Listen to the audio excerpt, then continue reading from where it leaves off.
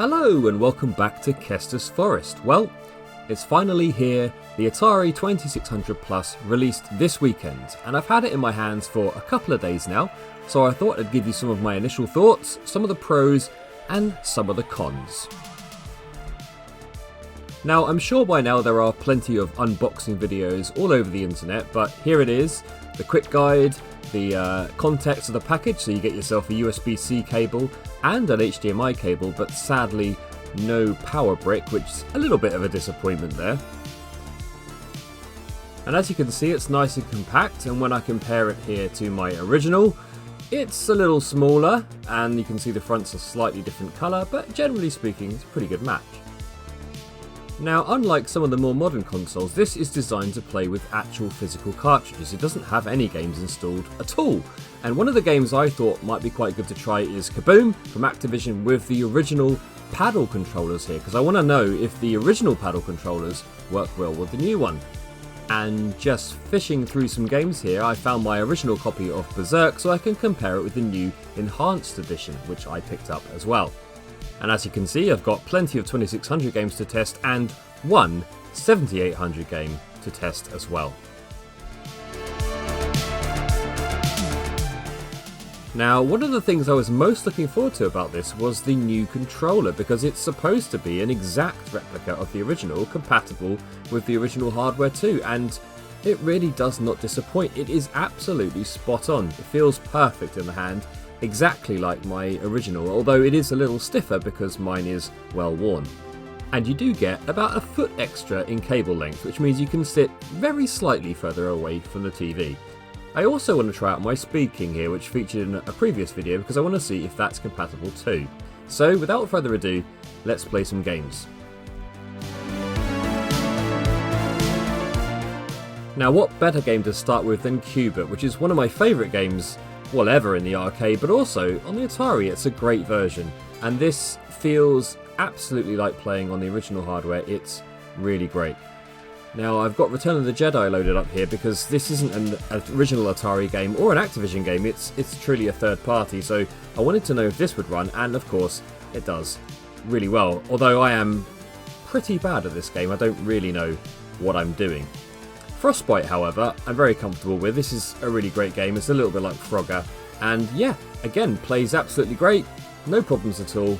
I really enjoy this game, and the controller works fine with it. Moving on to River Raid, and now I'm going to test out my Speed King now, and yeah, it's working fine actually. So it's good to know that, you know, other controllers, this one was actually designed for the Master System, is working just fine with this new Atari. And, you know, trying it out with Hero and Missile Command, no problems there whatsoever. And testing out Jinx on the 7800, it definitely loads. But, yeah. I'm not actually sure how to play this.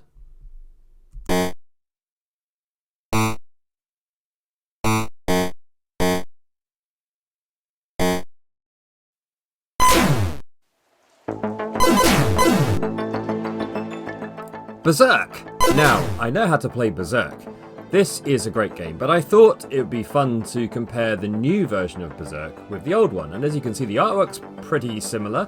This is a CX26502, whereas the original is the 2650. This is the Enhanced Edition, but sadly, as you can see, no manual. And that is really one of my big gripes about this, is, you know, when you're going to go all physical like this, where's the manual? Luckily, Atari Age have you covered, but actually, there's no Mr. Run and Jump, and the Berserk Voice Enhanced Edition page is empty. If you look for the original version manual, it's here, and, you know, pretty much they're the same game, but you can now shoot diagonally, and I guess, although it's a small thing, it would be nice to have a manual for the new version. You know, it's not much to ask.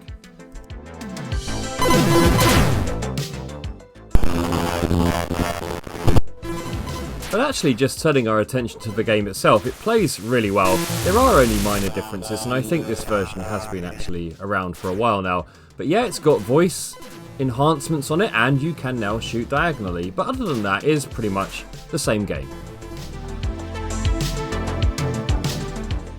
Ah, Mr. Run and Jump. Now this game I was really looking forward to. You can find this on other systems, but you know, this is a physical copy for a new game on the 2600, so I'm really excited to play this. And actually I've had a lot of fun with it. It's basically you know, a continuous runner game where you have to jump over objects. But what I noticed when I was playing here, and I think you'll see, yeah, there we go, I just crashed into an invisible object. This is actually my capture card causing me an issue. So, you know, I thought I'd just keep going. I was a bit confused for a while, but yeah, I can't actually see some of the objects here. So I'm flicking over to record off the screen on my TV. Now, as you can see here, here's the loading game screen, and yeah, it's a little bit annoying. It's a bit slow. So I'd say, for me, that's one of the first criticisms I would make of this, is that it's actually quite slow to load. And I'm used to fast loading times, but you can see now the objects that were eluding me before, and that's because they have an incredible amount of flicker, and that's why my capture card wasn't able to show them on the screen.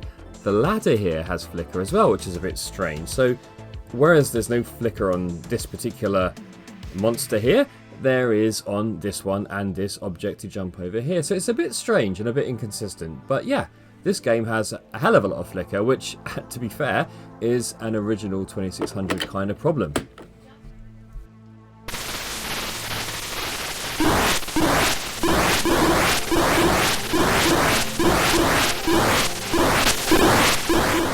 Kaboom! I love Kaboom. It's one of my favourites. But playing it on my capture card and actually on my TV here as well, it's really juddery and stiff.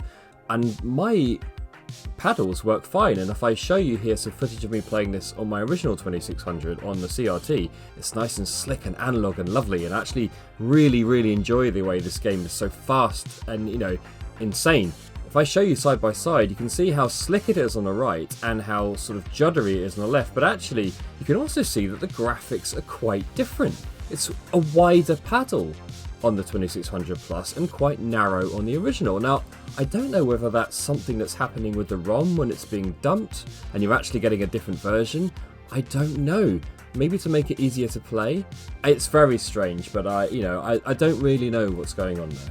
And as you can see on Mr. Run and Jump, the flicker is very apparent even on the original hardware, but it does work. And I love this game actually. It's worse on this recording than it is in real life, but yeah, it's a really fun game. So far, Mr. Run and Jump is my favourite thing about this new release.